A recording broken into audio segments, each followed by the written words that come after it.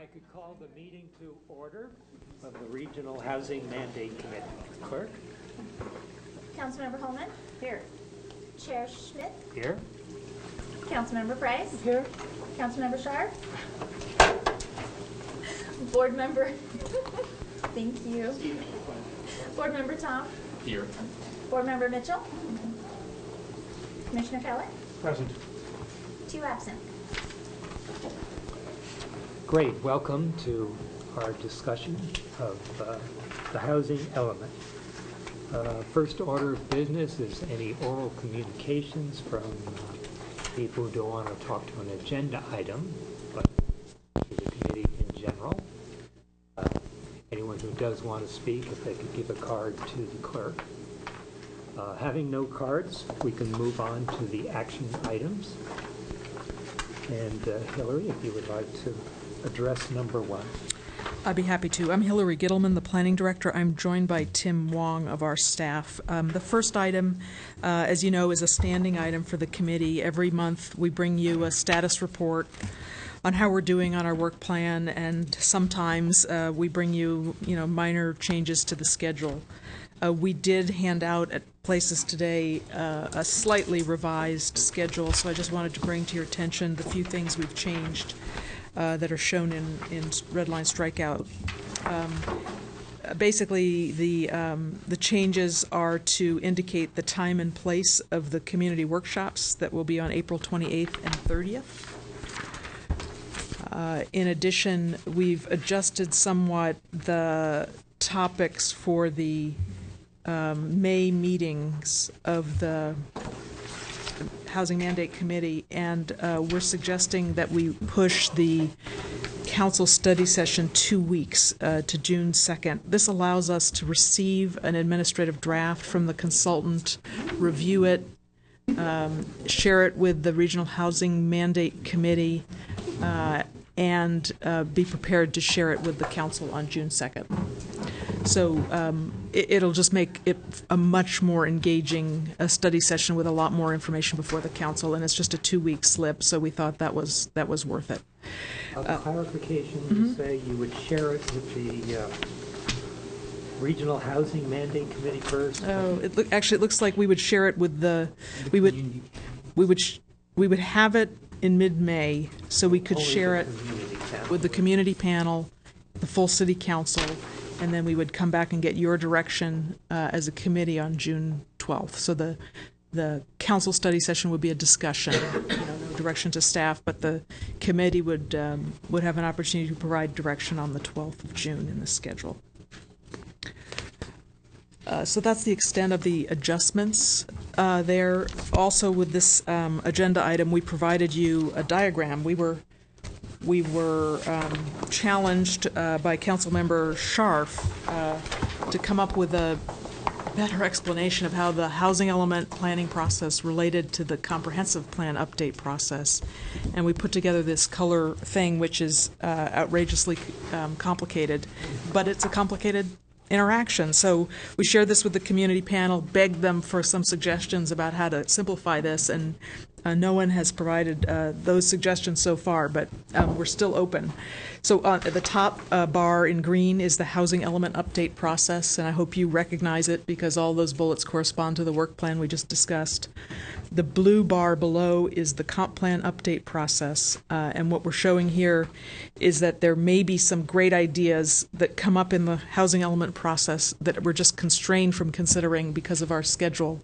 Those ideas will feed down into the comp plan process, and ultimately there will be an opportunity to include them as needed in the comp plan update.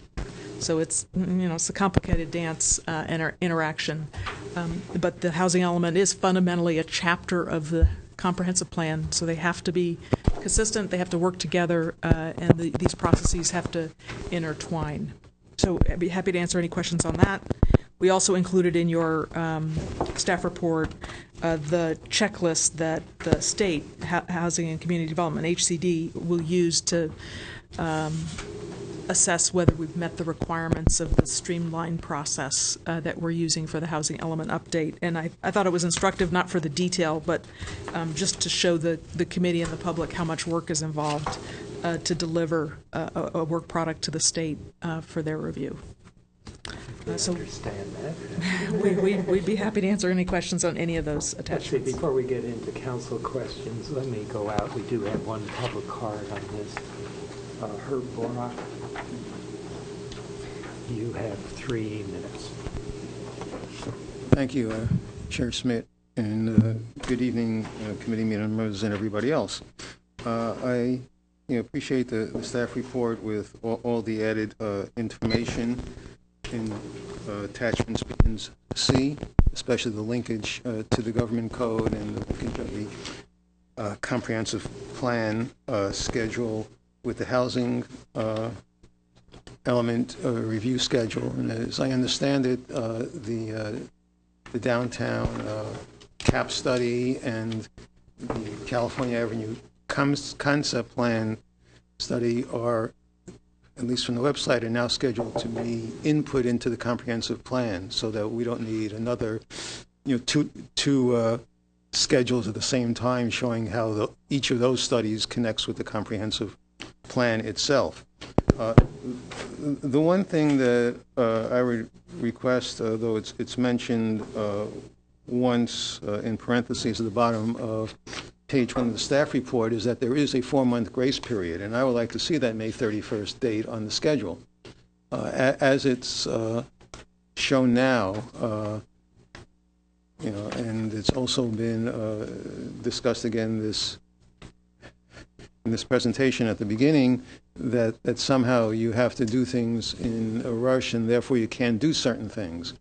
And currently the council action is scheduled, initial action in November, immediately after the election, when at least one council members will be scheduled to be leaving in a couple of months. But you've got a 4-month period in the new year with any new change council members and new council members who would then be presented with a question of essentially approving a housing element where the prior council membership has been sending something to the Department of Housing, Community and Development, and would then be constrained in some way by the decision it would make, when it really would have 4 months in which to make a decision on the element. So I need to keep that in mind, because things such as the housing element are the kinds of things that would be issues in an election, and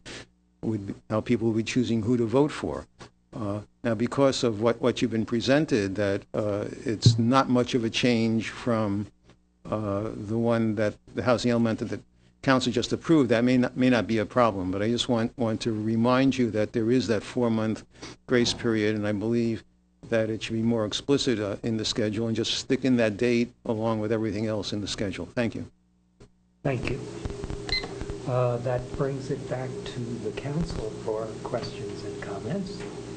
Councilmember Price. Yes, just a question on the template that you attached, the series housing. What was the title of that? Calling this housing needs assessment. I just assume that the first run of that is conducted by the consultant. Is that correct? The checklist attached to the Yes. study, yeah, we will ask the consultant to fill this out Right. when we get the admin draft to show us that the draft conveys all these required elements, and now we're just need to state that this is a government. Got it. Okay. Great. And by any chance, do you know what other cities this particular consultant has worked with in this region in the last few years, or you can get back to us on that? Councilmember Price, the city of Cupertino and Redwood City are using the consultant for this cycle. Got it. Okay. Thank you. Councilmember Pullman. Yes. I appreciate, thank you for the information, because this is very helpful, and for having, it's always helpful to have a timeline. I really, really appreciate a timeline instead of things just like showing up on agendas. So thank you so very much for this. Herb Bork has brought up previously the 120-day grace period, and I think it would be helpful to have that on the schedule because, it looks like this is a hard end, and not that we want to necessarily use that, but it is, I think, instructive that we do have that allowance. So if that could be added to the schedule, I think it would be helpful. Was it 90 days or 120? It's 120. It's 120 days, and it's actually shown on this graphic as a dotted line. I mean, I should just be clear. I mean, it is a statutory deadline. The January 31st date is the deadline in state law. Then they have this section that says, you can have 120 days of slippage, and before the untoward consequences kick in. In the business Tim and I are in, people who are doing these housing elements are comparing notes across jurisdictions, and they're sort of laughing at the jurisdictions that are planning for the 120-day deadline, not the statutory deadline, because that's like playing with fire. So we're trying to be very conservative, tell you what the statutory deadline is. We're not hiding the fact that there's a contingency period after that, and we're happy to put it on the deadline, but we certainly don't want to plan for that as our deadline. So I think I understand that, and I think it would be good to have it on here, and put your asterisk with it as you will. It's like playing with fire, and that might not be the words that you want to use, but I think describing how it might come into play should it be necessary. And then I have one. I almost suggested that maybe this item go after another item, but having to do with the Fry site, which is in the second agenda item. I have a good number of questions on that site and what's being proposed there, and I'm not quite sure I feel 100% confident that blowing forth without this committee looking at it again. And so I don't know if there's a way to work that back into this committee's work plan before it goes, scattershot out into the community. But I think as we look at the next item, that might be advised. So, Mr. Chair, I don't know if you want to, have your comments and then table this one and then come back to it, depending on what our comments are about the Fry site. And maybe staff has an idea.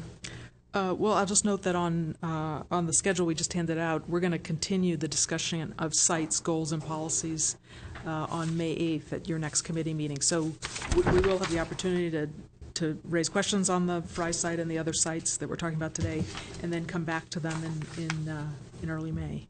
Okay, so that's a change that's on. I'm sorry.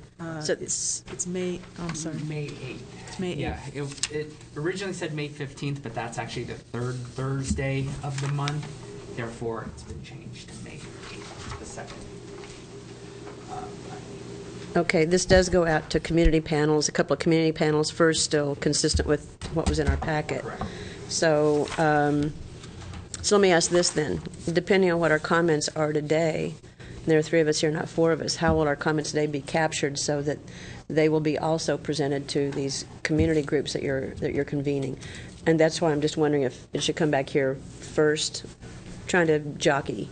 Well, we've already initiated the discussion of sites with the community panel, including the Fry site, because if you remember, it's one of the, quote, tiers we've set up in the spreadsheet tool. So I'd expect that the panel will have some of the same questions that you have. We'll engage in a discussion with them as we will with you today, and that discussion will continue at the panel also, because we don't need to drive this to an absolute conclusion on proposed sites until after the May meetings of both bodies. So I guess my concern, just for clarification, is the sheet that was provided. Is this exactly what came to us? Okay. So no changes. So what came to us, this item 3 Fry's site sheet, it has some assumptions in it and some gaps in it at this point in time. So I'm just a little concerned about this being what's presented to the community groups, as this was what the housing committee's considering or looking at. So I just want to make sure there's a clarity on what's presented. Yeah, I wonder if what we could do is not close this item, but return to it after the discussions on That would be 3 and see if there are any needs for adjustment. That would be good for me Yeah, so far to table this one until after. Yeah, because we Okay. discussed the substance of it now. And do we need to, Cara, do we need a motion to table it? No, you don't. Okay, all right. Councilmember Price? Will the community group always receive copies of the minutes of these meetings of the month before? Is that standard in your thinking or not? Because They do not receive minutes per se. We try and summarize Okay. what the committees discussed, okay, but they don't actually receive minutes. okay. But it's clear they could be advised of these, they know about these meetings. They could come if they have time, or they could, hear the audio of this. So that would be helpful. And I'm sure they've already been told, they know what the structure is. So, okay, thank you. Board Member Tom, do you have any questions? Commission member. Just a quick thing, and that is attachment B of this says an HCD 30-day review period, and I believe it's 60-day according to attachment A. So it would be helpful if both documents were consistent.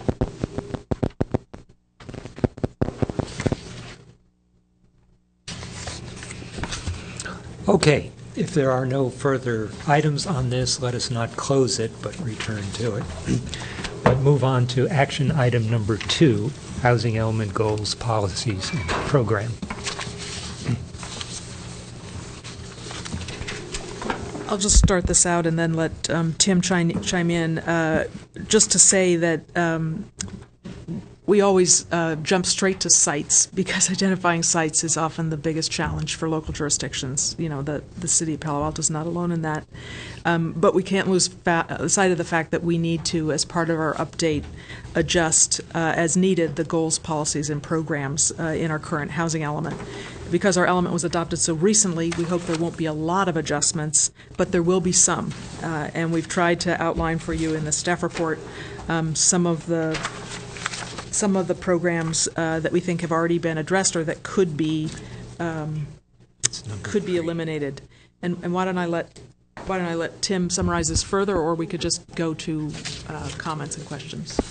I guess just for clarification, when the packet was passed out, this was identified as item number 3, although sorry. the agenda did say 2. So which would you like to do first? Why don't we move ahead with this since you... Okay. Thank you. Yeah, just real briefly, staff and the RHMC and the community panel will be discussing goals, policies, and programs in the future. It's in the work plan. However, in the staff report, what you have are proposed programs that staff recommends removing. And for one reason or another, whether they've been implemented or in initial review, some of these programs such as lot consolidation incentives, the market is already taking care of it right now, and feel that those type of programs are not necessary. But majority of them are programs that have been implemented, such as the SB2 requirements, the zoning for emergency shelters, density bonus, reasonable accommodation. So those programs are proposed to be removed. Good, thank you. Any questions or comments? Councilmember Holman. So I'm going to be chatty Cathy today, I guess. H1 1.3. I'm actually in favor of keeping that one because even though it may apply to only a very few sites, these kinds of existing units are the kinds of units that the community does not object to because they're already existing. They're integrated into the community.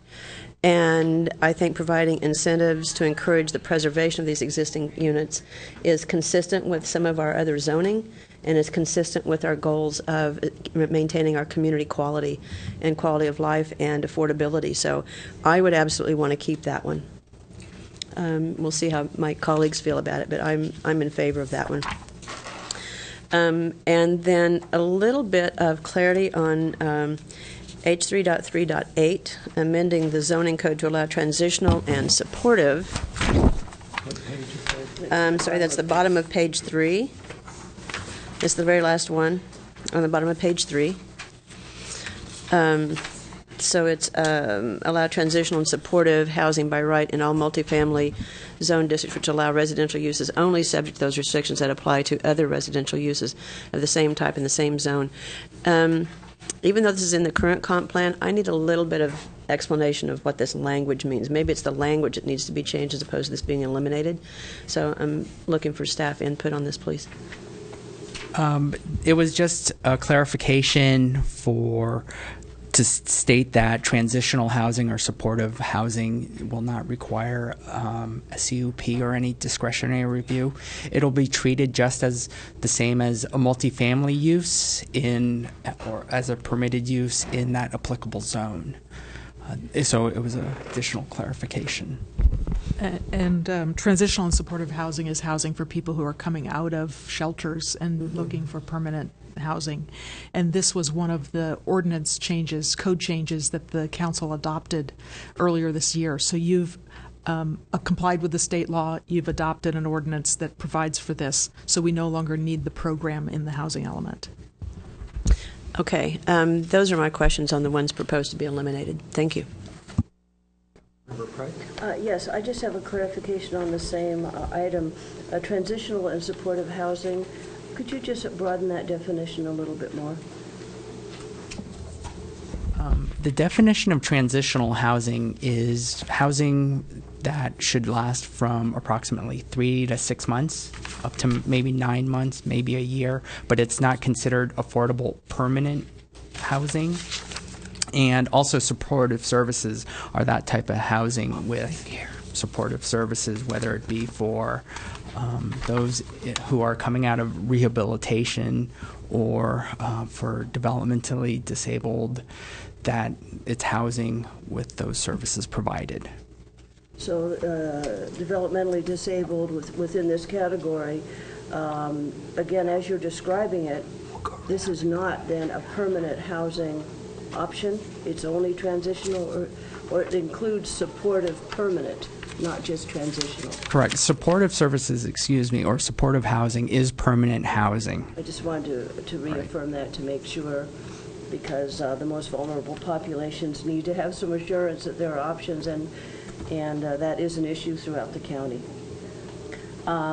I had a question on the issue of, thank you for your work, by the way, H2.1.10, which is page 3, the same issue on zoning incentives, and the statement, the rationale lot consolidation is occurring. I talked to Ms. Gittleman earlier today about to what degree that is occurring and where is it occurring, because my concern remains that along El Camino there are a lot of severe challenges there because of the size of the lots, the ownership patterns, and the lack of consolidation that's been going on, which is a challenge regarding really viable development along the corridor. So I wanted to get a brief review of where is it occurring, and I have concerns if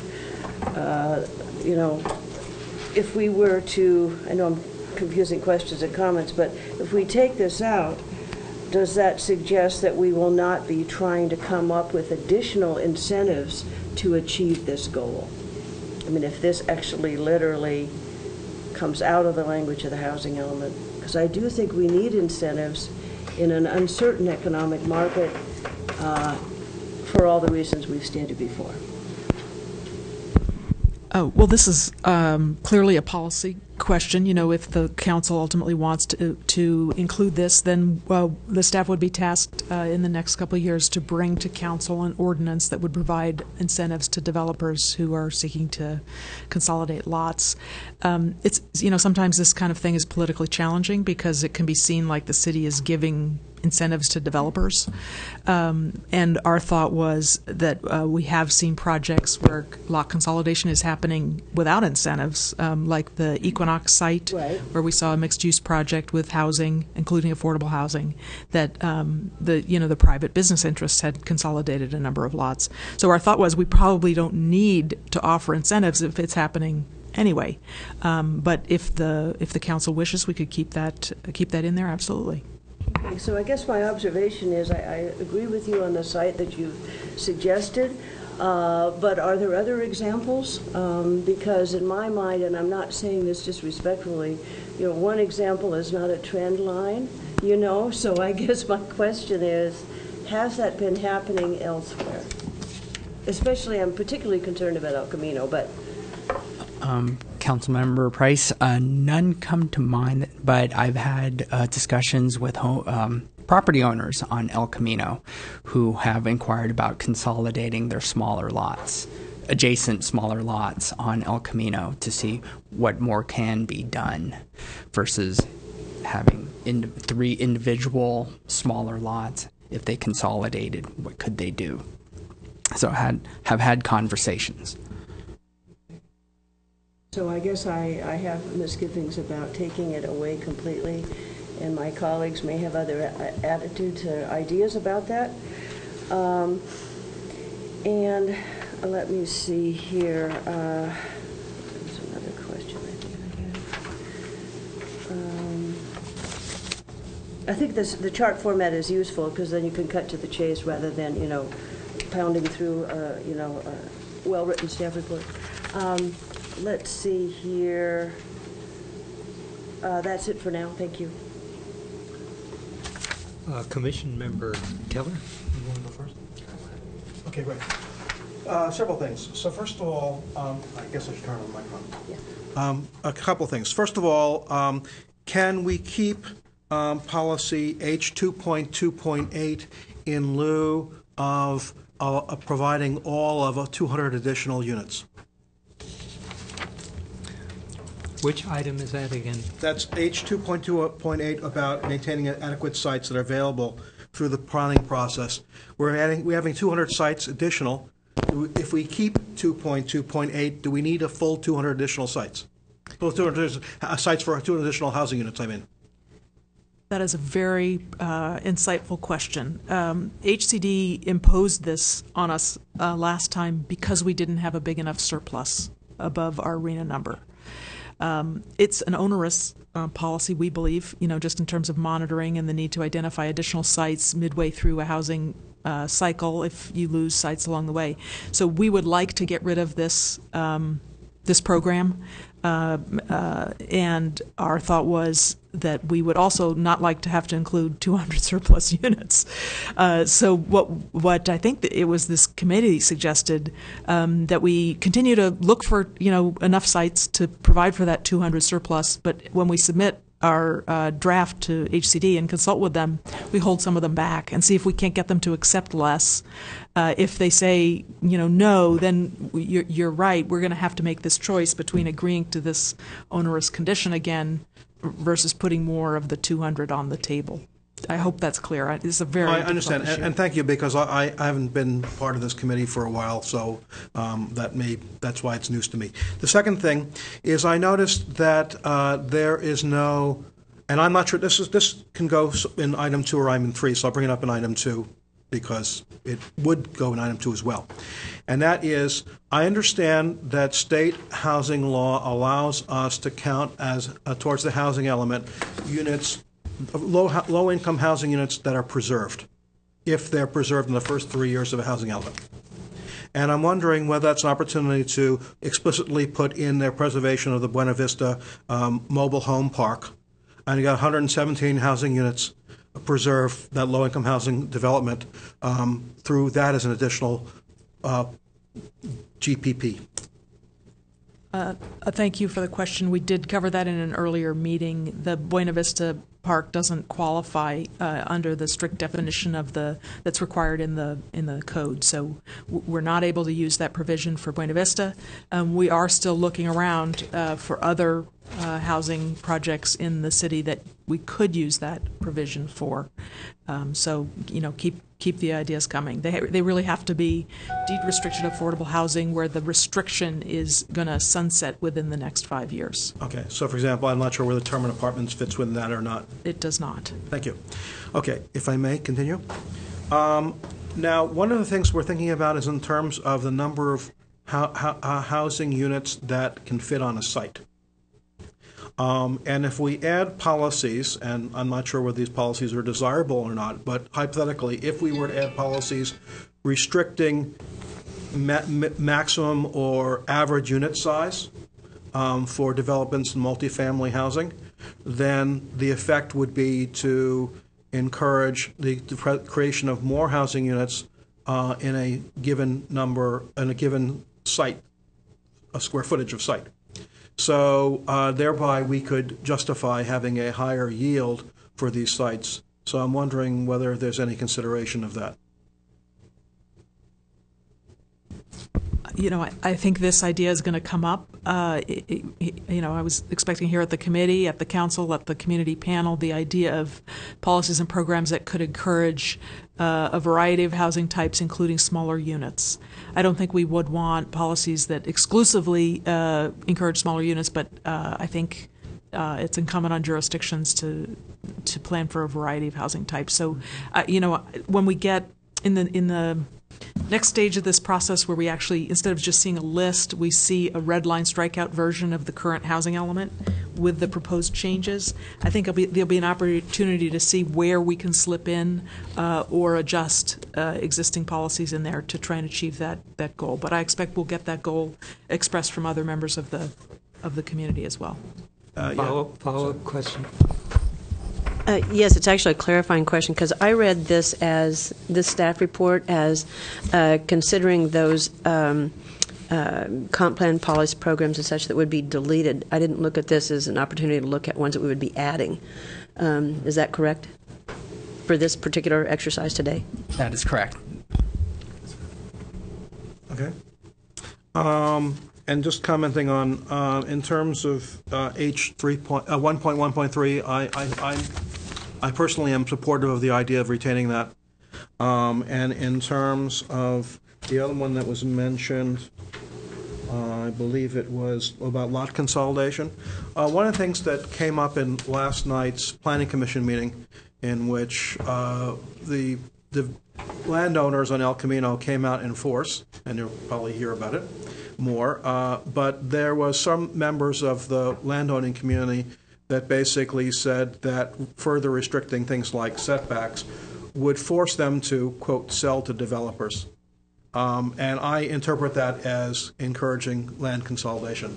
Now, I'm not sure that that's a good thing or a bad thing, but it's certainly the community of developers or landowners are considering the extent to which they can profitably build on their site, or whether they will have to sell out to do land consolidation. So I do think that market forces, particularly since a larger site allows one to realize more of the allowable zoning than a smaller site might, the market forces there do provide natural incentives for lot consolidation. Okay, thank you. Question? Question? Okay. Yeah, okay. Thank you. Mr. Keller's comments about the issue of surplus and your responses, do you think the department would concur with this, the issue of the way we're addressing the surplus issue? I mean, do you think, we're not the only city that's looking at this and trying to address this. So do you think, your proposal here is that you're advocating for its removal, but do you have any sense politically if that is something that's doable?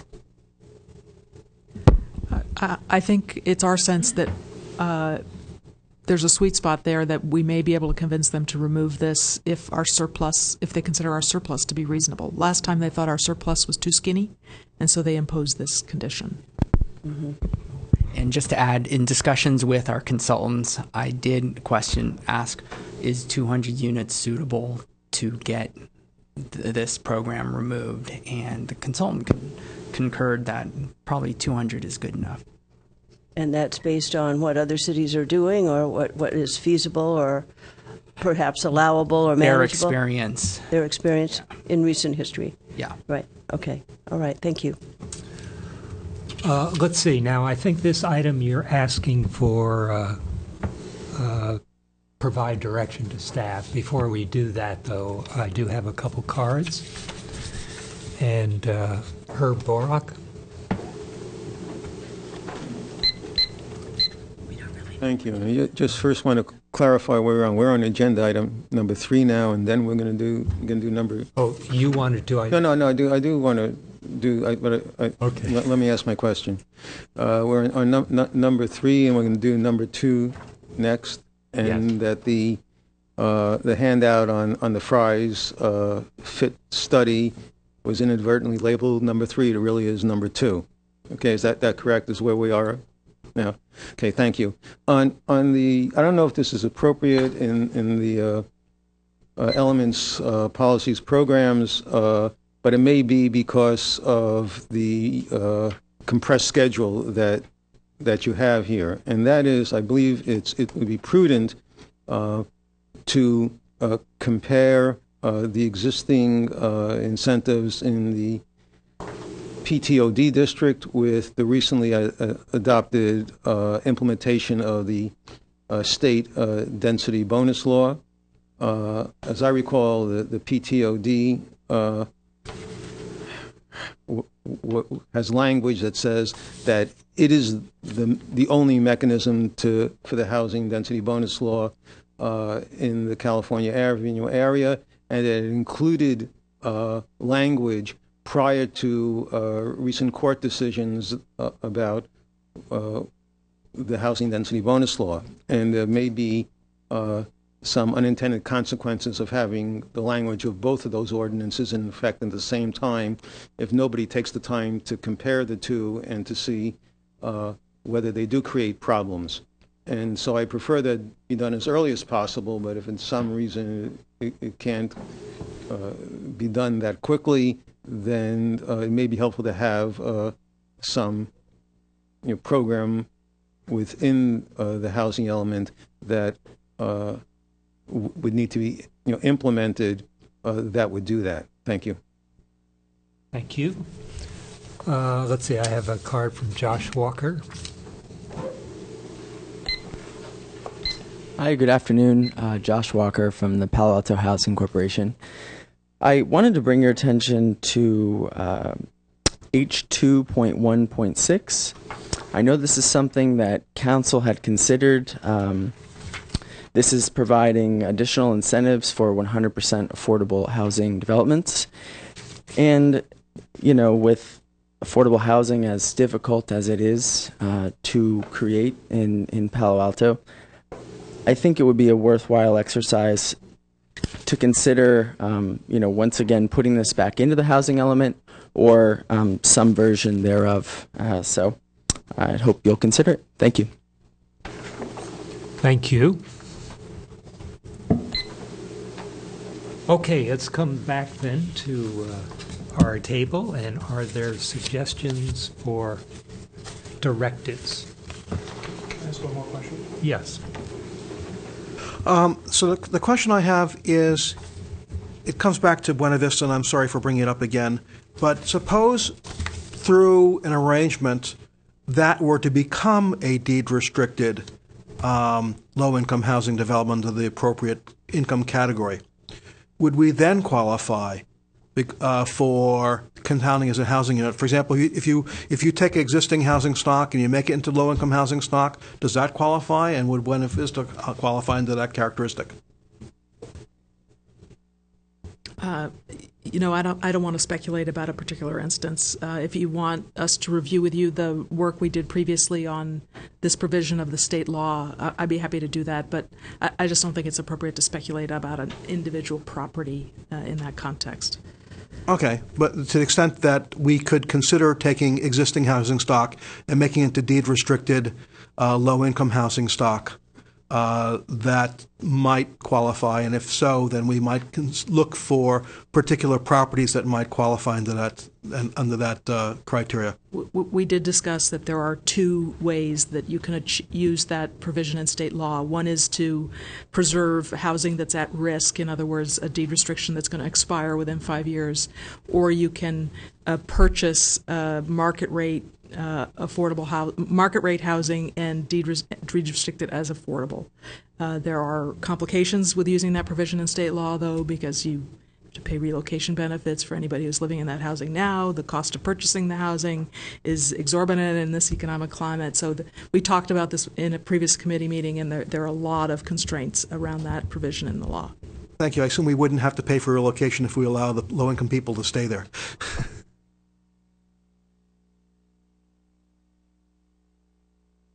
Let's see, let me ask a follow-up question on the PTOD district. I guess my experience with the PTO district is it's not very effective. I think there's been a total of 15 housing units over 5 or 6 years produced by it. And, I'm wondering if there are changes in it that might make it more effective incentives.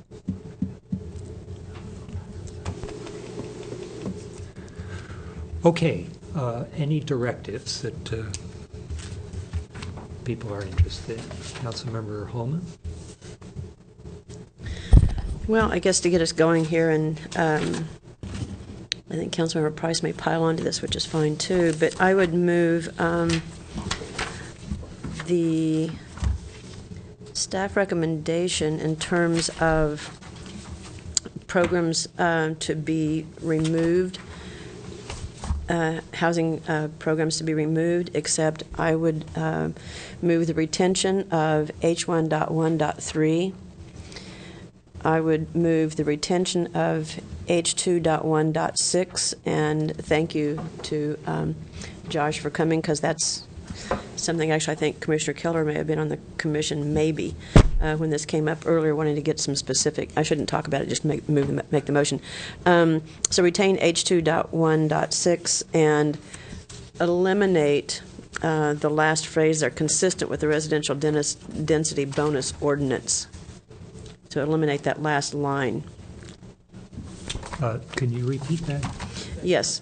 So retain H2.1.6, but eliminate the last line, which is consistent with the residential density bonus ordinance. And if I can get a second, I'll explain why. Second. Okay, so the reason that I've already spoken to earlier why I want to keep the first one. The reason I want to keep the second one, but also eliminate that last language, is the residential density bonus ordinance is something that is imposed on us. I'm not sure it's really what the community wants or what fits well in this community. So I don't want to tie our hands with trying to come up with something commensurate with the residential density bonus ordinance. I think we can do better. So that's why. Yes, you wanted to speak to your second. Yes. Given the difficulty and the costs associated with affordable housing in this community, I think we really do have a responsibility to have this language and continue to pursue and support options for affordable housing. My question, however, is, given that we just went through this, and it was taken to the City Council, do we have any limitations on how quickly we can revisit an item such as this as it relates to an ordinance? There's no limitation that I'm aware of, although, as you point out, this item, the density bonus ordinance, had a provision in it implementing exactly this program, and it went to the council within the last several months. Right. And it was the council's decision, I believe unanimously, to remove this from the ordinance. So, we'd be delighted to put it back in. I think it is a meaningful incentive, but at the time the council considered the density bonus ordinance, there were citizens in the room who said that was inappropriate, and the council's decision was to take it out. Yeah, I do actually strongly support that it be revisited. I do think, for all the reasons we know well, in terms of the land costs, et cetera, we have a strong need for affordable housing. The motion that you've made, the issue of H2.1.10, which is the incentives, Was that part of your motion or not? It was not. I'd like to propose an amendment that this item, H.2.1.10, which is relating to zoning incentives, be retained and not eliminated as proposed here. I appreciate the intention behind the amendment. I can't find myself wanting to support it, though, because of the reduction in parking requirements for smaller units, especially the setback modifications. I think when we're going to add some later, I think we can come up with something that's better crafted than this, that better accomplishes community goals. And a clarification, add something later, because I know, again, I've talked to Steph about this a couple of times. In the evolution of the review of the housing element and the policies and programs, we will have several opportunities to come up with additional programs and options. Correct? Absolutely. I believe you have at least 2 more shots at this. Okay, because one of the concerns I've raised in the past is the issue of the variety of housing products. We need housing choices here beyond just what has been our traditional approach, I believe. And so I do want to, and I hope that the consultant will bring forward a variety of housing products that have been used elsewhere that should be considered here. Since I'm not getting traction on it here, in my mind, that doesn't mean it's not going to come back with some other approaches here, because it is an issue in my mind, and we need to look at some creative ways to encourage consolidation so we have a variety of opportunities here. Yeah, you want to follow up? I just wanted to follow up on the comment about H2.1.6 and how that came to the council, and the council voted unanimously to eliminate that. It's why I wanted to eliminate the last line of that, because I think there was a by right kind of assumption and presumption with what was before the council, and that's why it was eliminated. And I'm looking for something that's a better implementation of community goals, and that's why I eliminated that last line, and that's why I think it's a little different than what came to the council before, that was unanimously removed from that ordinance. Thank you for the opportunity to clarify that.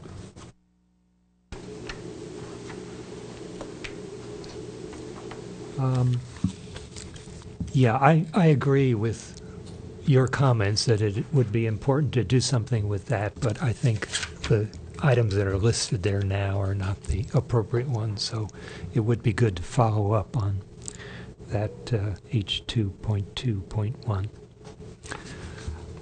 I have a couple of questions. 2.1.10. Yes, that's right. I'm sorry.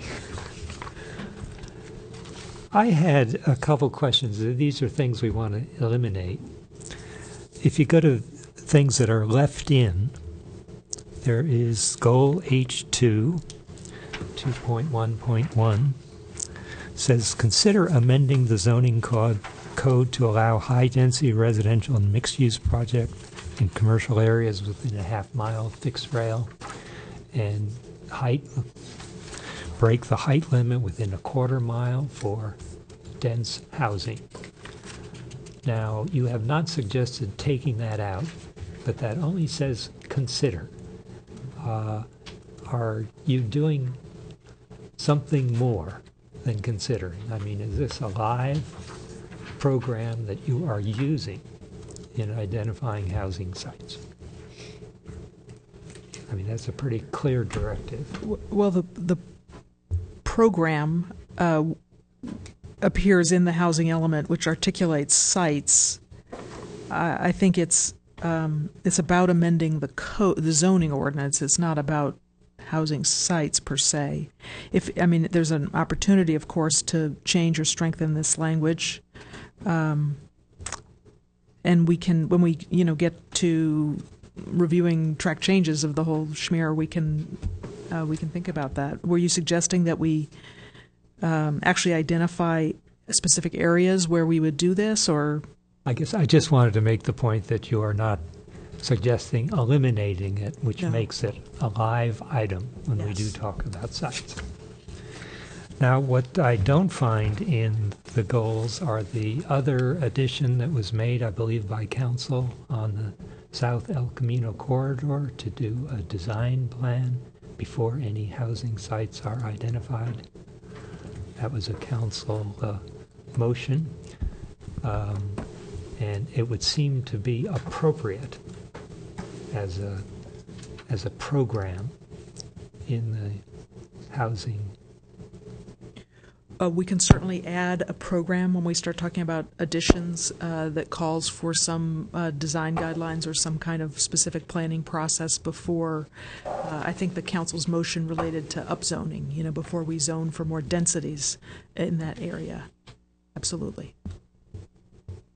Oh, I guess I thought it was identification of housing sites.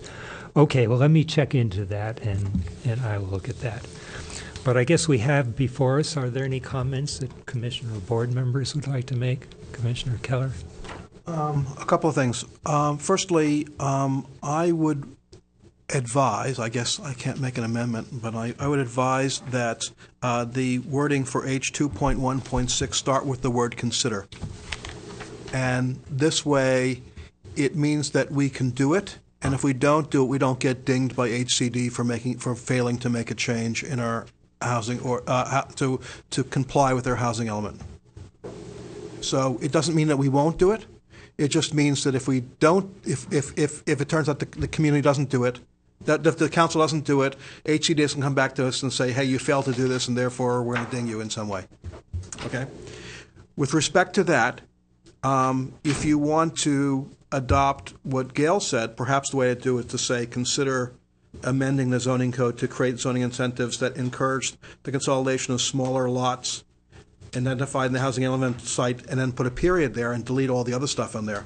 And if you make it as a consider and delete all the examples, then both of these can be considered as part of, at least 2.1.0 can be considered as part of the Our Palo Alto process.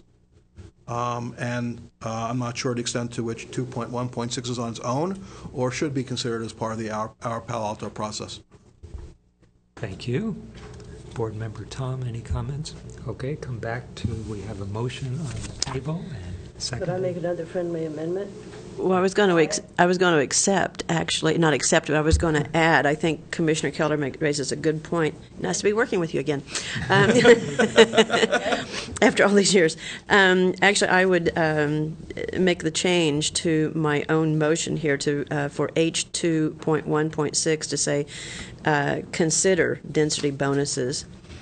I think your point is a very good one. And same thing with H2.1.10. I would say we could keep that, but also consider the creation of zoning incentives. So it'd be consider the creation of zoning incentives that encourage the consolidation of small lots identified as housing inventory sites, period. And would the seconder accept that? Yep. Well, you were the first and seconds, weren't you, originally? You seconded. I made the motion, so will you consider those? Yep. Okay. Any further amendments or discussions? All in favor, say aye. Aye. All opposed? Passes unanimously. Thank you very much for inputs. Okay, that brings us to item 3 on the agenda, 2015 to 23 housing element sites. Well, thank you. I'm going to let Tim present this item, but I wanted to say 2 remarks in starting. One is the recommendation here calls for the committee to make a recommendation, but as we discussed under our work plan, we're considering this a discussion item. We don't need you to reach closure on the sites at this meeting. We have more time. The second point I wanted to make with regard to the Fry's analysis, that one-pager, this was a specific request of the committee at the last meeting when we suggested in one of our tiers that we could achieve more housing units on the Fry site than we assumed in the last housing element, the committee said, hey, wait a minute, how would that fit given what is being planned for the site, i.e. mixed use, as part of the California Avenue concept plan? So we did what we're calling a fit study to see if the number of housing units we were talking about in the site's tool, 249, would fit on the site with a mixed-use designation. And that's all this does. It's not a proposal, it's not an alternative, it's not a analysis of which FAR is better FAR. It's really just to demonstrate that it would be possible to list this site in our housing element as accommodating 249 units because the math works. But we're happy to answer questions about this. And it was not our intention to take this a lot farther, present it out to the committee, have long discussions about it. It was purely to demonstrate that this is what we're suggesting in our sites analysis tool as a number is feasible. Now the committee and the public, the council ultimately could decide they want a lesser number, but 249 fits. Do you want to add?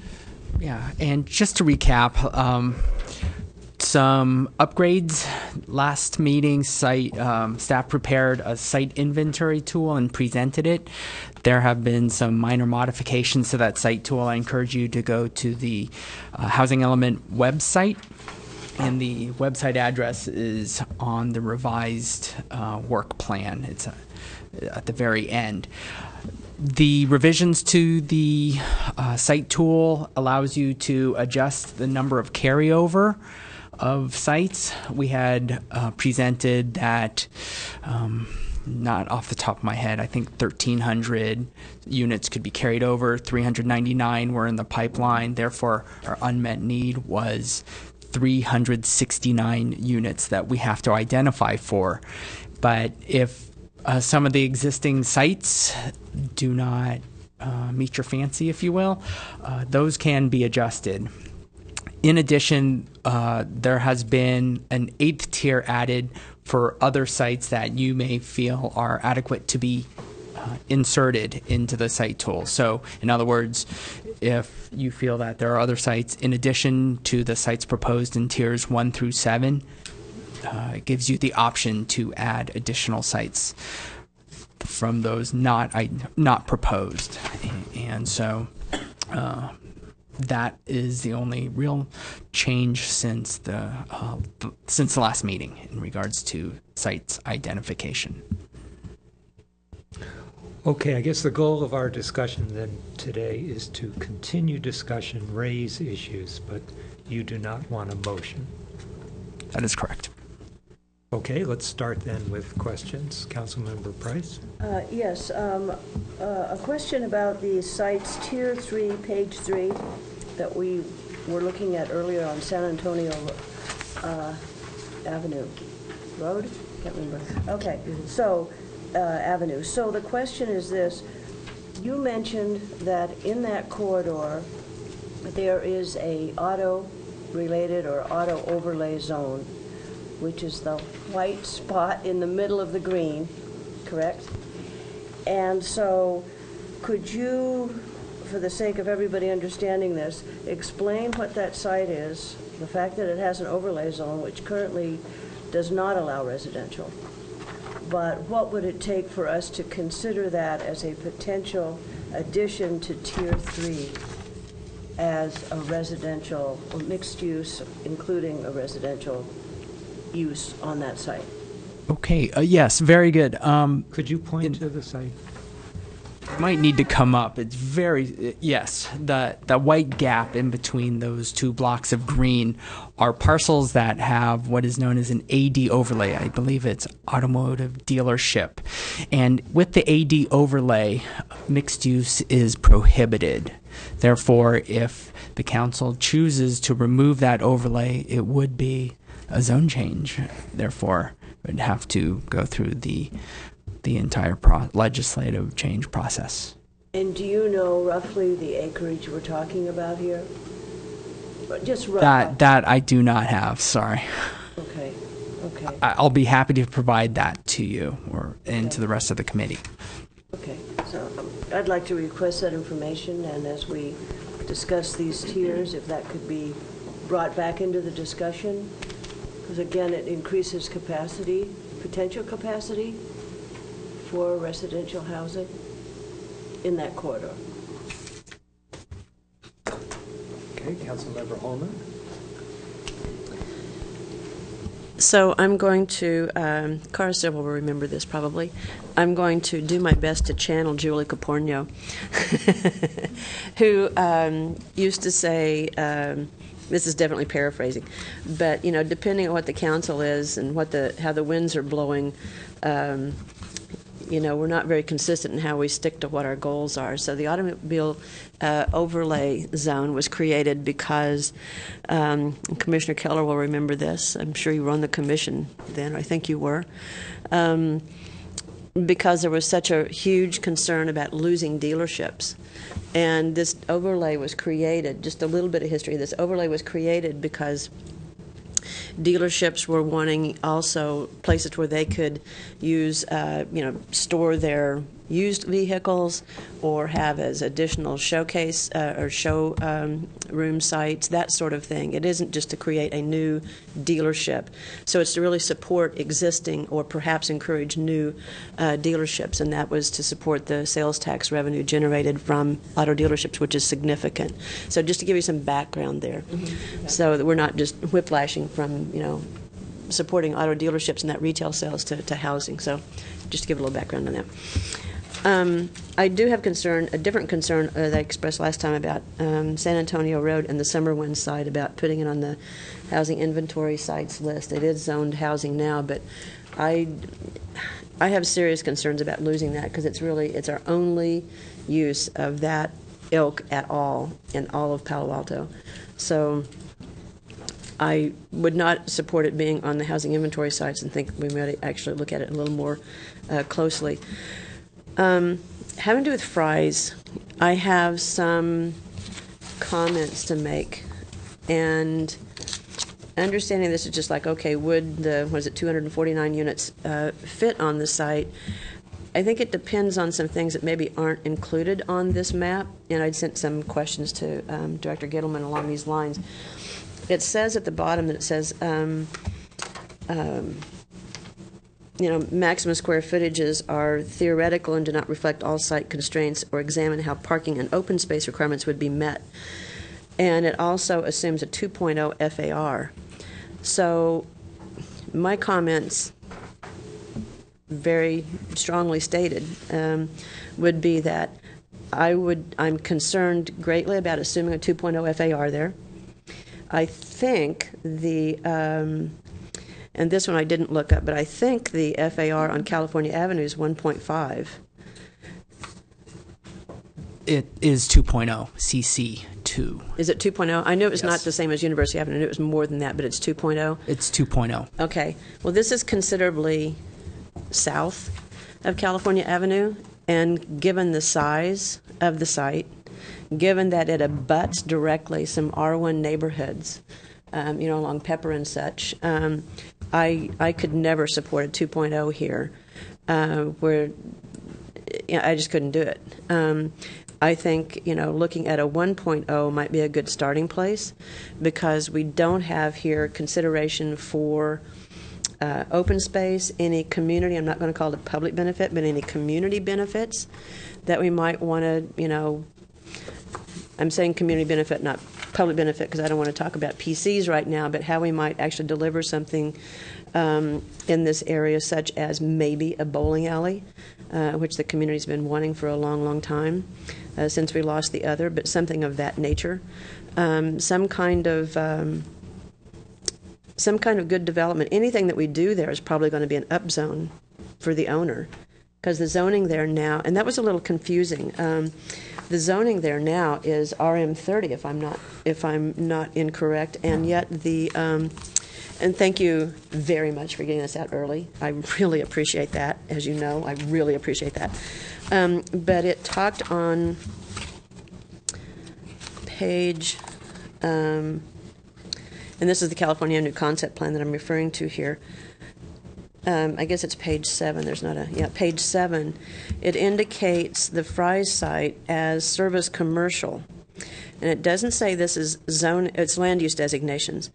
But it doesn't have any zoning in this, current zoning in this document. So I think it's a little, I don't want to say misleading because that's not the intention, I'm sure, but it's a little bit lacking in clarity that there aren't existing zonings indicated here too. So what's the existing FAR on this site? You know, what's the existing zoning and what's that allowance? So I think that needs to be included here. And how that all plays into how many units we could get here. Well, you know, obviously the concept plan is envisioned as part of the comp plan, so it's going to speak to land use designations and not to zoning. But the zoning on the FIT study handout, we did indicate the current zoning of the site is RM30, and so it would permit approximately 360 dwelling units if it built out as housing today. But I think the CalAV concept plan proposes that it be redesignated as mixed use and then rezoned, and that would be the point at which we'd have to determine what FAR to zone it at. But for the purpose of the exercise we're in today, staff has suggested in this Tier 2 that we increase the number of units that we count on the Fry's site, which is obviously it's zoned as a housing site right now. It permits housing. We only assume 75 units in the current housing element, and we think there's an opportunity to increase that number. Now, maybe 249 is more aggressive than the committee would like, but I think our FIT study demonstrates that we could choose something in the middle between those two numbers and be okay. Yeah, and also the FIT study talks about an 862 square foot unit size average, so maybe that needs some adjustment too. So I guess I'm just putting out there my concerns about the assumptions in the exercise, and well, I'll just leave it at that. The assumptions in the exercise and some things that aren't considered, like that are critical, like the open space and parking requirements. If the chair would permit, if I could ask a question in response, I guess I'm wondering, with acknowledging those concerns, where that would take you on the idea of Tier 2. Would you be more comfortable with half as many units, assuming half as much density, or is there some other criteria or thing analysis you'd like us to conduct to get to a final number? Well, I think consistent with the email that I sent, and sorry it was today, I was thinking that they might have been proposed or posed earlier. So I couldn't say exactly without knowing what some of the other outcomes would be at, say, a 1.0 FAR, and including the required open space and parking. So I couldn't say. I'm not really anxious to shift them onto some other sites, but I also I understand there's it's like a mobile, right?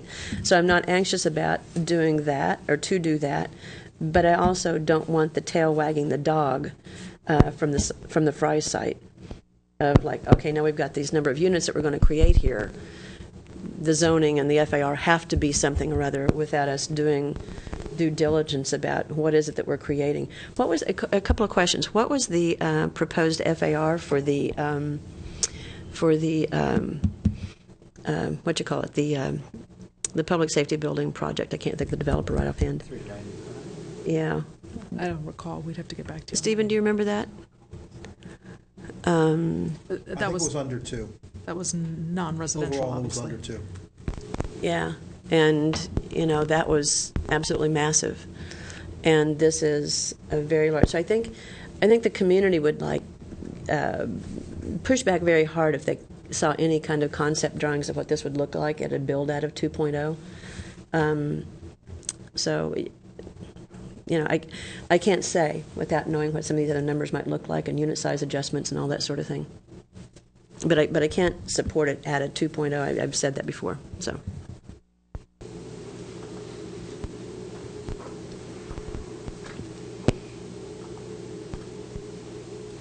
Let's see, let me ask one long-winded question. The This morning I was driving down from San Antonio and El Camino down to the Palo Alto border. There are two cities, Los Altos and Mountain View, on both sides of the street. On the west side of the street is a mixed-use development of housing and office space. And it extends for 4 long blocks, setback, landscaping, parking, buildings different sizes and shapes, nice roof lines, an enjoyable drive down the street. When you look to the west side, there's a car wash and a motel, and 2 big blocks, square blocks, built out to the sidewalk line, go up 4, maybe 5 stories, that are chilling in terms of the look of the street, of the environment. Now, as I go down that street, I say, gee, we have a choice of how to look at where we put our new housing. And we have something to say about things like sidewalks and setbacks and design and so on. Which one of these are we going to choose? And I was driving, I recalled the meeting last night of the Planning Commission, where they were presented with an issue on sidewalks. Let's do something about the sidewalks on El Camino. And the response of the Planning Commission, we can't talk about sidewalks without talking about design, and height, and zoning, and all these other things. Let's postpone until we have the R Palo Alto. So, it makes sense, that's planning. The housing element you're giving us, I guess we can't postpone. We've got to do it before our Palo Alto is done. Yet, the feedback you get from the people who are most involved in this is you can't do a good job. So I'm very concerned about the site selection that's been presented. According to my look at the numbers, 40% of the units are south of Portage on either El Camino or right off El Camino. The additions you're adding include basically 200 units on San Antonio.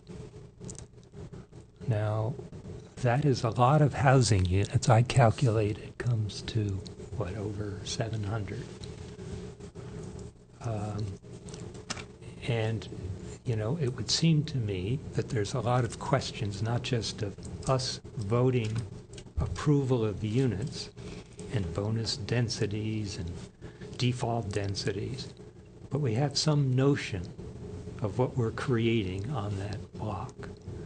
Now, 4 years ago, the council asked to step back and have some notion of what we're creating on South El Camino. And I think the same would apply to San Antonio. I note that you did present the California Avenue concept plan and said, gee, this comes after 5 meetings of the PTC, 3 community stakeholder meetings, 2 meetings by other commissions and boards. And good, that's great for the Fry's site. But as I recall, on El Camino, South El Camino, at the council level, we've had 0 discussions. On the San Antonio, we've had 0 discussions. And what would the staff think? Can we act with 2 members? We have just 2. Cara, can we continue with 2 members? You can, and I'm assuming she will come back, and when she comes back, we can take action. Okay, Is there action on this item? that's right. Yeah, we are just discussing.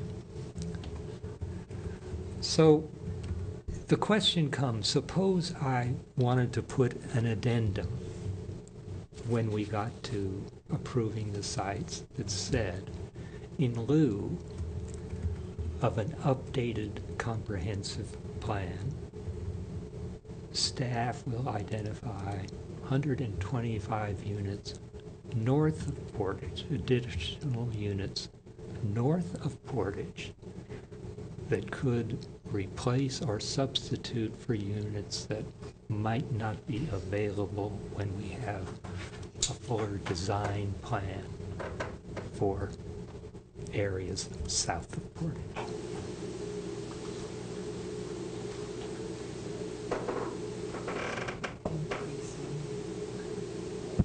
Let me see if I understand. So you're suggesting that the sites, which, by the way, are currently zoned for housing, so all we're suggesting is recognizing them in the housing element, but that the sites be identified in the housing element, but that we include a program committing to continue to look for additional sites and swap them out at some point in the future. Is that what you're suggesting?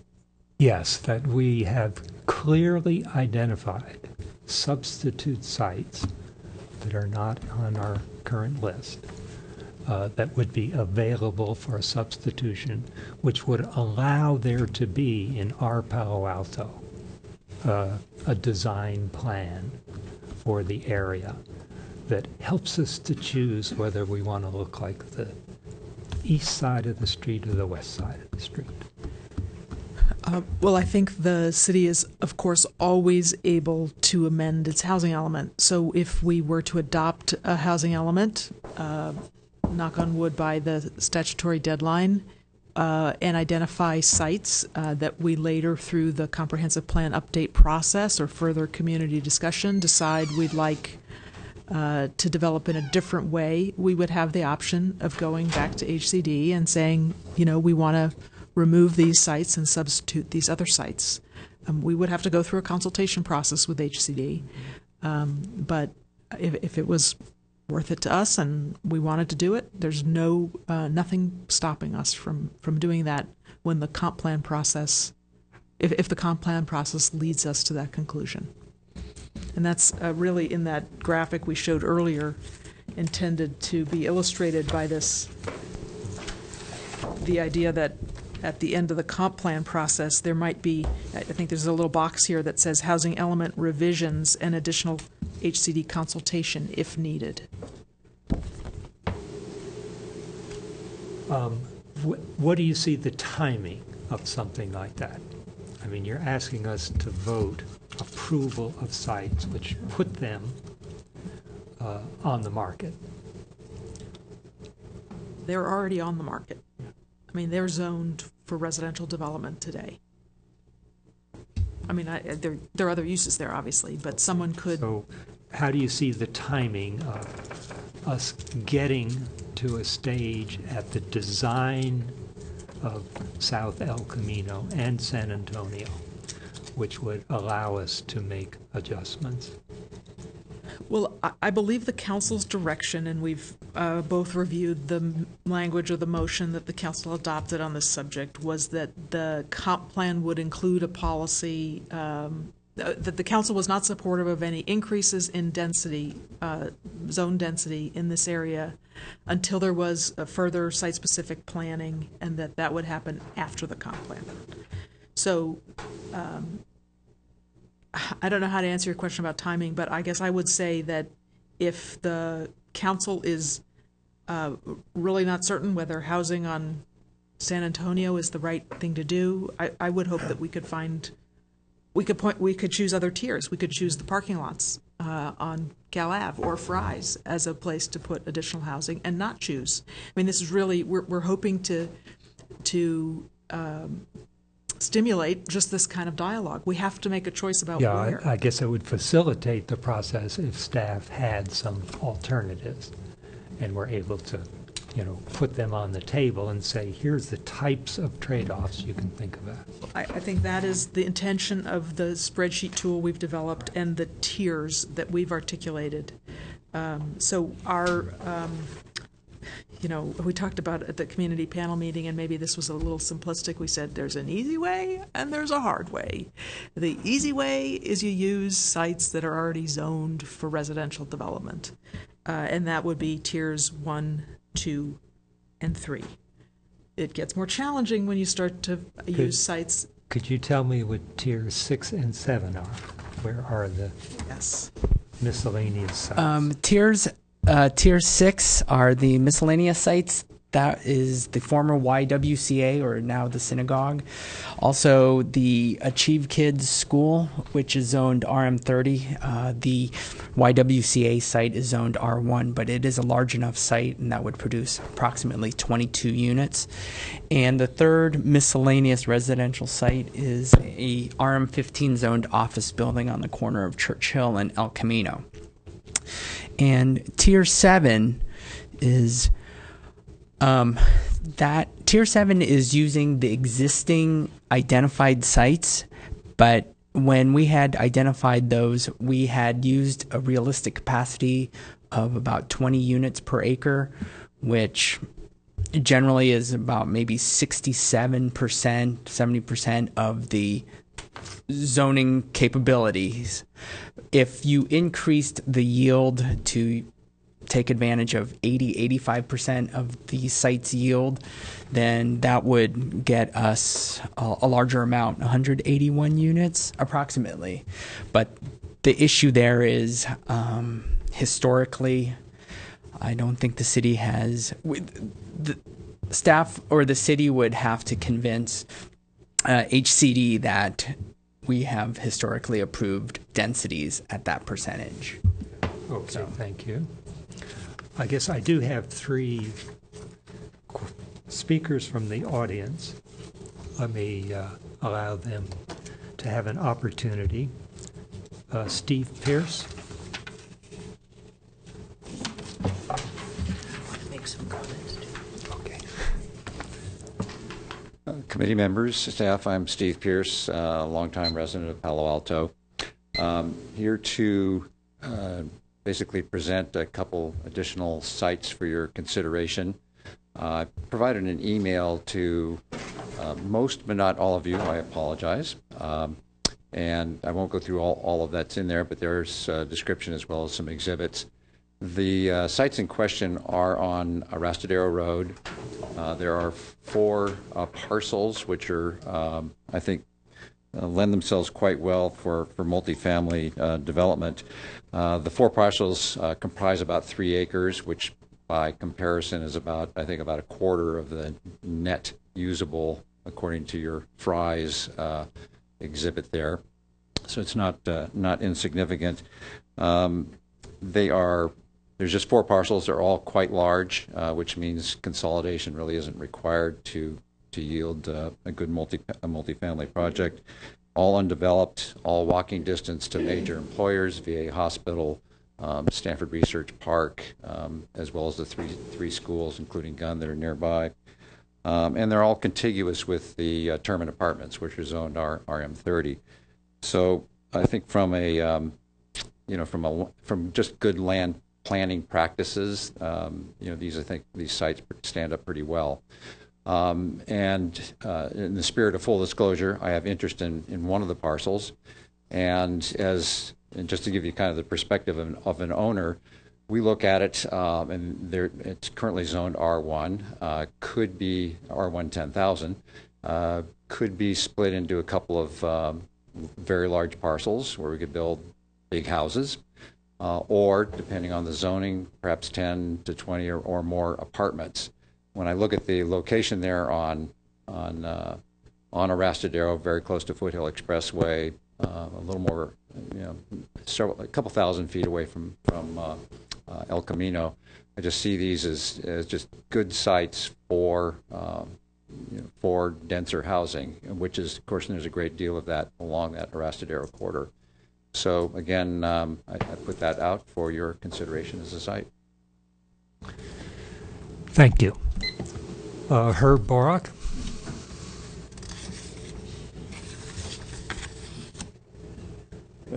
Thank you, Chair Schmidt. Our multiple family zoning district regulations provide a range of densities within each district for the same floor area, gross floor area. So essentially you can get a small number of larger units or a large number of smaller units. The committee and the council may wish to consider having policies and programs that would encourage or require the larger number of smaller units. In regard to any conflict between the housing site inventory and the zoning code, as I recall, the housing density bonus law says that a housing site inventory and the housing element takes precedence over what's in the zoning ordinance. So although it would be preferable to have the two match, for example, for the San Antonio Avenue site, if it was in the inventory, then that's what would be the case without the need for a zoning code amendment if someone came in under the housing density bonus law to develop it. In regard to the example with Fry's, using the 20 units per acre, which is the same number that is considered, in the site inventory proposal, it had to have a 2.0 FAR to get to those numbers. But both in terms of the employment for the non-residential portion and the size of the units, you can do your own calculation of traffic on those. Now, it's currently zoned RM30, and the comprehensive plan land use designation is service commercial, I believe. And if that's correct, and I don't recall the zoning code, but in mixed use, in service commercial would use a particular multiple family zone district, maybe it's RM30, and it would use the entire FAR to calculate how many units. So if you have a mixed use under the current zoning code zone that you would apply, you would just end up with the same number of units. They'd be smaller because part of the project would be non-residential. And that also goes to the question of the 100% affordable. If you place restrictions on what can be 100% affordable, that would be less traffic generating, such as all seniors, very small units. You would get one thing, but if you had larger units, there would be something else.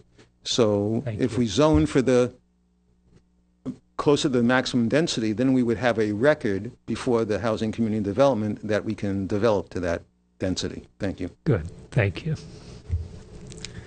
And Josh Walker. Hello again. Wanted to talk about the couple tiers that we have going on for inventory sites. I appreciate the online tool. It is very helpful. I did want to point out, though, that it looks like, using tiers 1, 2, and 3, we can reach our RENA numbers. But I wanted to encourage you to look at keeping in tiers 4 and 5 in the housing element, because I think, there is a lot of potential with the city's parking lots for housing, especially if you consider projects that would provide not only the same number of current parking spots, but even a net gain for public parking spots. And yes, there's a lot to work on to achieve that, but I think there's tremendous possibility, and I would encourage us to visit that. Thank you. Great, thank you. Let's see, back to council members. Councilmember Price. Yes, thank you. I was out of town at the last Housing Committee meeting. I sent an email in advance, and basically I said I concurred with the last speaker, which was if we're really trying to look at a lot of options here in terms of housing, with housing element for the city, I think we really should go to tiers 4 and 5, which includes looking at surface parking lots. Frankly, it seems to me we're better served by broadening the number of tiers. It gives a greater diversity of different types of sites. It broadens the nature of the discussion for the community group, for the community at large, One Palo Alto, all of that. And it gives us a little flexibility, because when you really look at these sites, in general, I don't think, personally, we have a lot of choices. Our major corridors where housing makes sense, I mean, I'm talking more, mixed use or multifamily, are El Camino and the San Antonio corridors. In fact, the Grand Boulevard suggests that the growth over the next 10, 20 years in housing and in jobs, at least 20%, I'm picking the number, kind of an average number, will take place along the El Camino corridor. Now, that's a long corridor. That's not just, obviously, our portion of it. But it seems to me that we would be better served by moving into tier 4 and 5 for the purposes of discussion. As far as the Fry site discussion goes, a simple thing here, I think, is to add to these handouts drafts so that it doesn't take a life of its own. I agree with concerns around that. I do think, personally, I think it's a little premature to be we can talk about the FAR and we can talk about all of those elements, but we're really at such a conceptual stage at this point. I'd be reticent to sort of lock in a lower FAR or even suggest it at this point because we're so early in the process. And it is a large site, but there are an infinite number of site plan variations in terms of different types of density over the course of the whole site. I do agree that the RM20, the reality of the RM20 versus the RM30, right, is about 67%, which is what you said, and our historical practice has been to develop at about a 67% of capacity versus 85%.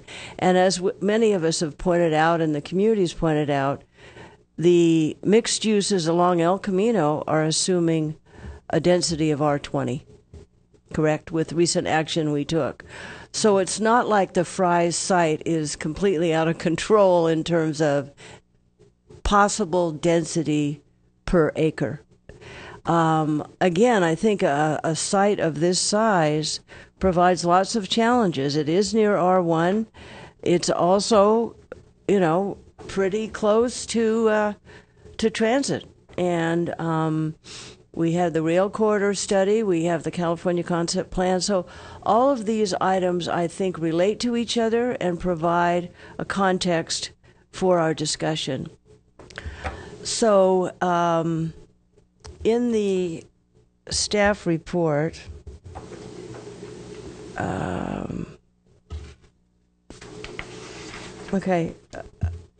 would like to make a motion to accept the staff recommendation. I thought we were not having... Oh, we're not having action. Right. Action. It's just I just said beginning a discussion, I'm moving to action. Got it. Yeah. Beginning a discussion. People clearly know where I'm coming from on discussing further the Tier 4 and the Tier 5. Because I think the harder and harder and harder we make it for ourselves as a city to come up with potential opportunities for housing, the fewer choices we will have. So I think I would like people to seriously consider broadening the base, including 3 and 4, 4 and 5, as I mentioned, so that we have more choices. I think the real issue here is choice.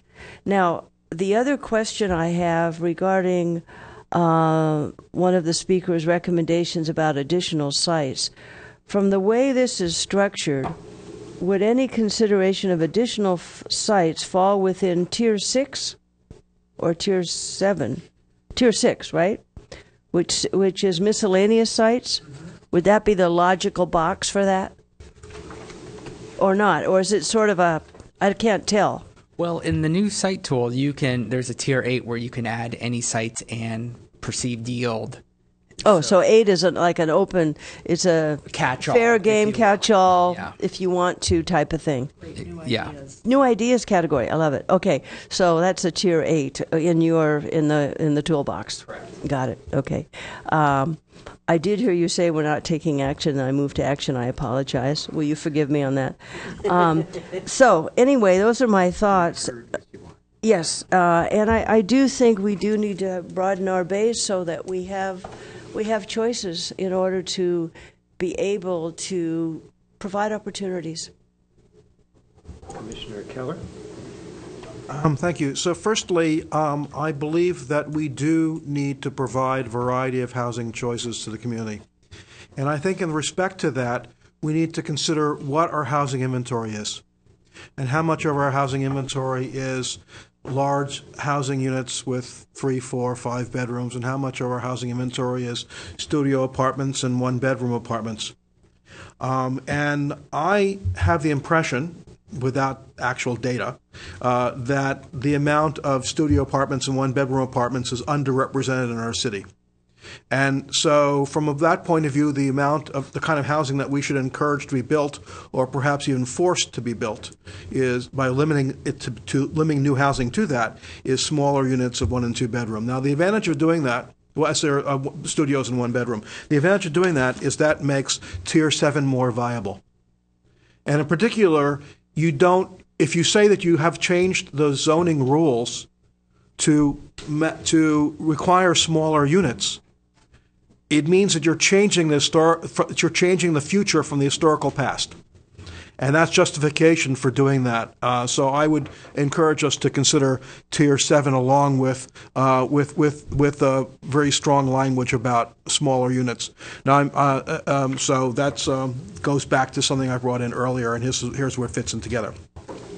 The second thing is that when the housing element identifies sites, there is no requirement that the housing actually get built in that site during the life of the housing element. And therefore, the restriction of Tier 1 to only 32 residential housing units, because that's the historical yield, doesn't make sense to me. Instead, a data-driven bottom-up analysis looking at every parcel in the city greater than a certain threshold where second units are currently allowed, and figuring out how much how floor area has been built on those sites, and looking at site-specific and listing them one by one, you might get a yield higher than 32 units. And if the answer is, oh, well, let's suppose it's 70 units that we get this way, and the HCD comes back and says, well, you only built 32 of them historically, well, the answer is, well, that's true, but who cares? These are sites that are identified, and they'll be built perhaps eventually.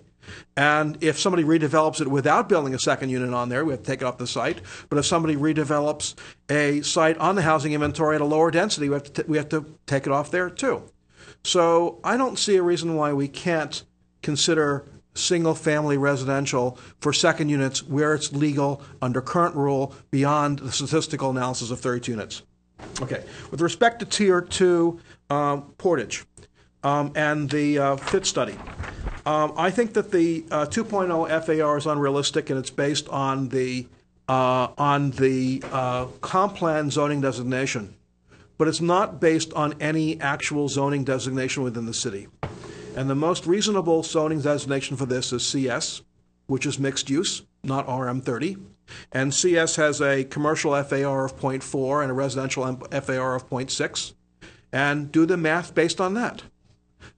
And so that seems to be a realistic thing. The second thing is that you also have to take into account not only land for the purposes of circulation, because you're basically going to put additional streets and the like in there. But there's also the Quimby Act designation. You have to have land separated, deducted from Quimby Act. So actually do a real analysis of this, thorough analysis with CS zoning, with Quimby Act designation, and see what comes out based on that. Especially if you were to require smaller units, then you would get closer to the number of units that you might possibly have. It would pencil out in a way that you can justify and might actually be built. But in terms of what might actually be built, I would encourage us, as soon as we finish our Palo Alto process and the new comp plan, to immediately turn around and do a precise plan for this before the development happens in 2018 or so. I think that this is ripe for a precise plan. There's primarily one big landowner. And having a precise plan on one big landowner, that's essentially what happened with the downtown SOFA process. And so this cries out for a precise plan. With respect to San Antonio Avenue, I note that the council has approved, as part of the comp plan, the East Meadow Circle development. And I point out, the council has copies of this that you got recently. At least I got one on recently, so I assume you did too. And if you go to the approved comprehensive plan, it has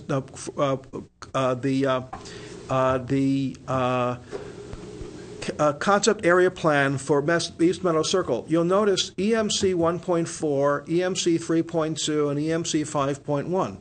Well, what are those? For each of the three big rough areas of East Meadow Circle and San Antonio Road area, there is prohibition against any housing in that. So to turn around and say, okay, we listened to the community for East Meadow Circle and for north or west of Charleston, depending on which way you want to think of the direction, and the part that's between Charleston and San Antonio and Middlefield, we're going to say, okay, that's a place to put housing, flies in the face of the feedback that we got from the community about not wanting housing in that general vicinity. And I'm willing to bet dollars to donuts that if we included this region within the East Meadow Circle concept area plan, that as Region 4, instead of that you'd have a 6.2 that would basically say no housing there. So, that's the word of the community that I heard, and I went to a lot of those meetings, and that's the approved word of the city council. The next thing is that last point. Yes, exactly. Quickly, with respect to the surface lots, I think that that's something that I think that also the Planning Commission brought up previously about considering surface lots as there. I don't have any particular objection to that. I think it's quite reasonable to consider them, particularly if they're considered as excess within the 200. It does give us a flexibility to reach there. Because the city owns those sites, the city has flexibility as to whether it builds them on them or doesn't build on them. But I would suggest that Tier 7 be pushed up above that, and because those are opportunities where existing sites we can do, those are the ones where increasing yield. And I'll close by basically pointing out that there's a homonym between tiers TIERS and tiers TEARS, and I'm assuming that there will be a lot of tears shed in dealing with finishing the housing element and trying to shoehorn housing into these sites. Thank you, Arthur. Board Member Tom. What can I say? Okay, any Council Member Holmes? Yeah, a couple of things. One is there was a letter to the editor, I think it was in maybe yesterday's paper, and it talked about a previous city parking lot development that was between Alma and High and Lytton and University, I think it is. And I think, I would be more open to building on parking lots and sharing the expense of creating more parking if I could learn more about that kind of a project or proposal. So if you could bring something like that back. And then, I don't know if this is a question for Steve Pierce or if staff would follow up with him, but I have interest in seeing what might happen on those Arrestadero sites, or however many of those, because I think there are some, I think there's some interesting thoughts there that could go along with it. I guess the questions are how to take advantage of the proximity of these sites to the employers. And I don't know if staff's even really been aware of these sites and what they're currently zoned and what the possibilities are there. So, Have had, Councilmember Holman, have had discussions with Mr. Pierce about these. They are currently zoned R1 10,000, correct me if I'm wrong. Right. Yeah. And so we have had discussions, but other than that, based on previous council direction about site selection criteria, more along El Camino downtown, since these were a little bit farther away on Rastadero, told Mr. Pierce that not really consistent with council direction, and kind of left it like that, but certainly can revisit and discuss the possibilities. well, I guess what makes me interested in staff following up with these is because of the proximity on the map that was provided in this email, the proximity to employers, and if there was some way to kind of, create a synergy there. I don't know why the council wouldn't. I mean, the council wasn't aware of this when they made that determination, so I don't know why the council wouldn't be interested in considering this, if you can design some way to, again, create a synergy or some kind of commitment or some kind of, whatever with those employers, because it makes in many ways a lot of sense. I think I think that was what Councilmember Price was alluding to in adding other sites. So, yeah, was that proposal or that opportunity? Let's see, follow up to that, isn't one of the sites a church?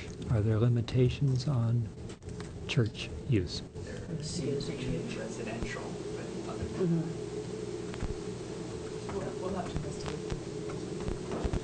Staff will follow up with Mr. Pierce. Good. Councilmember Holman? I think the rest of my comments stand, and I'm done. I appreciate Commissioner Keller's comments about the Fry site. They're pretty consistent with the ones I was making, and concerns about tail wagging dogs, so to speak. Yeah. Quickly, with respect to the auto dealership overlay on San Antonio Road, it would be helpful to know exactly what the current use of that site is. And in particular, is that Hengehold Motors?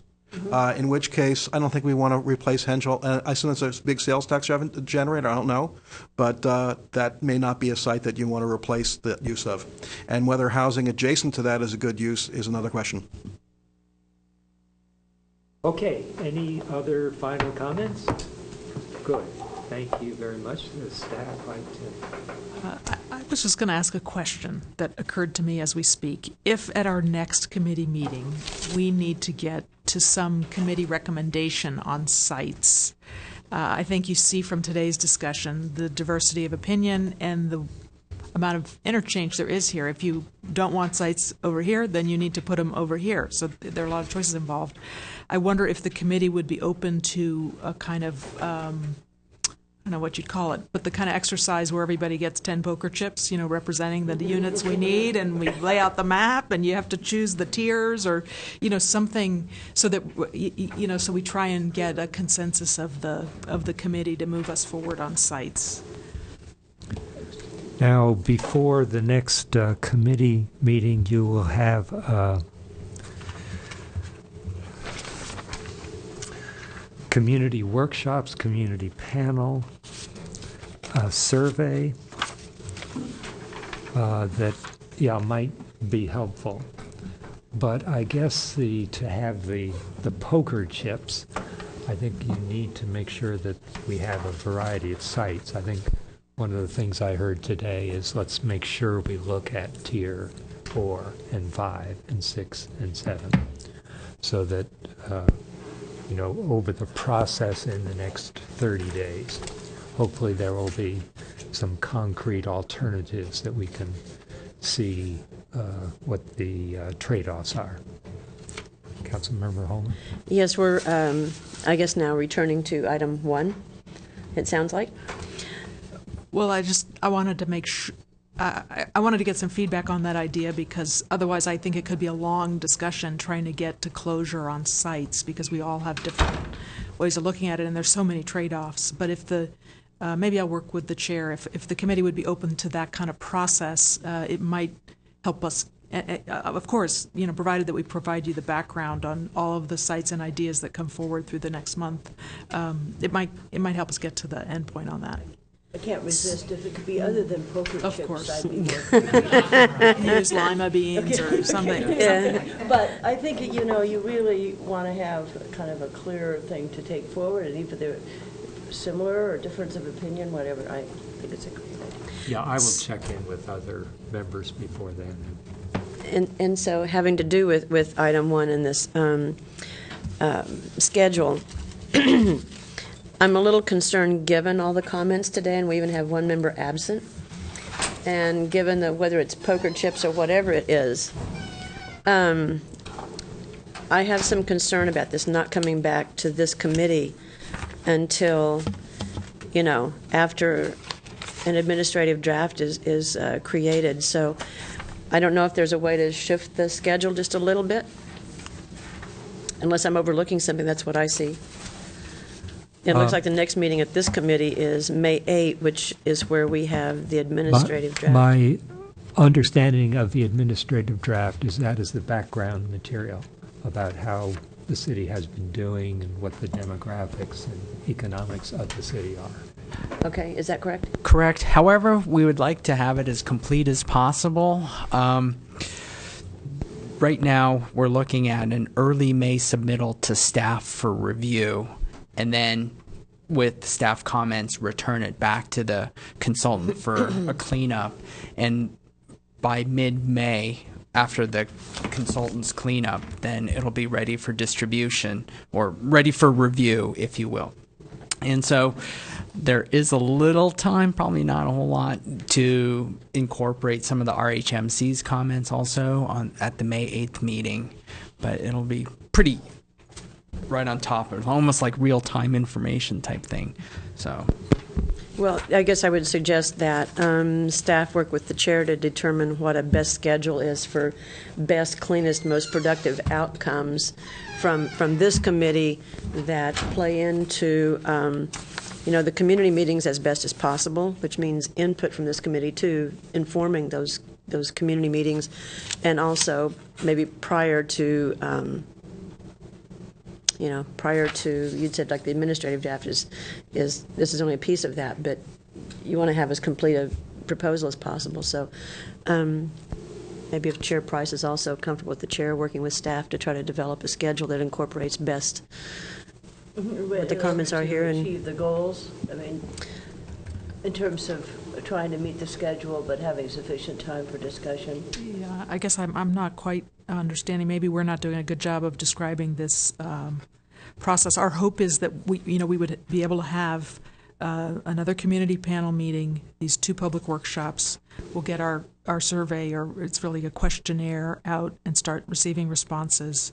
All that will occur before the next committee meeting. We will be able to lay before you all of the sites and tiers we've talked about today, any new ideas that walk in the door, like the sites by Mr. Pierce that walked in the door today, so that at the May 8th meeting we could have a really robust discussion of sites and hopefully try and drive this to a recommendation of this committee. Would it be useful to have each of the members of the committee sit down with the tool that you have? That'd be great. Absolutely. Do something and present it to you, say, 5 days before the meeting, and then you could aggregate them. If the members of the committee want to play with the tool and send us, their thoughts, we would love that. We've extended that invitation to the community panel. I think some members will take us up on it and some won't, but it would help us advance the discussion. But then the administrative draft can, we hope, reflect the direction of the committee on the sites, if we scurry Okay, quickly. you are pushing hard. We're going to try. And that's why I'm concerned about the Yeah. schedule, maybe inserting additional into it. Yeah. Okay. Thank you, good job. Chair Schmidt, it's on you. Okay, I guess with no other comments, then that would close item 1 and bring us to the end of the agenda, where we have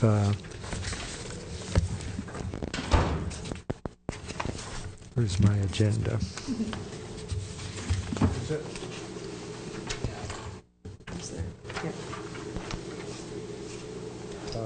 Comments, announcements, staff comments, future meetings. Shameless plug. Yes, we're having the Housing Community Workshop on April 28th at from 3 to 5 p.m. at the Lucy Stern Community Ballroom. And then again, the same workshop on April 30th at the Palo Alto Elks Lodge from 6 to 8 p.m. So any questions, please let me know. Good. Thank you very much. With Thank you very that, much. I will adjourn the meeting. Thanks for everyone.